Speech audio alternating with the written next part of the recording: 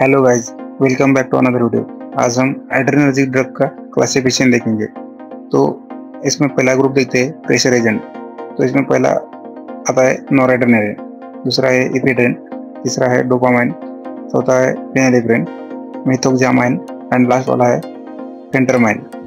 दूसरा ग्रुप देखते हैं ब्रोंकोडायलेटर का, उसमें आते हैं आइसोप्रेनालिन, दूसरा है सल्बुटामॉल, तीसरा है टर्बुटेलिन, चौथा है सल्मेटेरॉल, उसके बाद फॉर्मेटेरॉल, लास्ट वाला है बाम्बूटेरॉल। अभी तीसरा ग्रुप देखते हैं सीएनएस स्टिमुलेंट।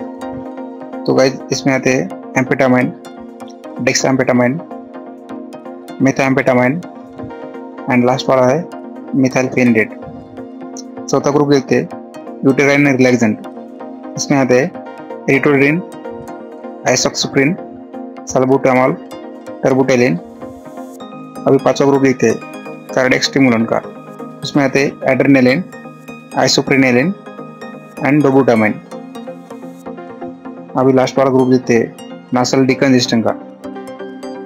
तो गाइस नासल डिकंजेस्टेंट में आते हैं ज़ाइलोमेटाजोलिन, ऑक्सीमेटाजोलिन, नेफाजोलिन, फेनिलेफ्रेन, फिनाइलप्रोपोनालामाइन, लास्ट वाला है सुडोएफेड्रिन। सातवां ग्रुप है एनोरेक्टिक्स।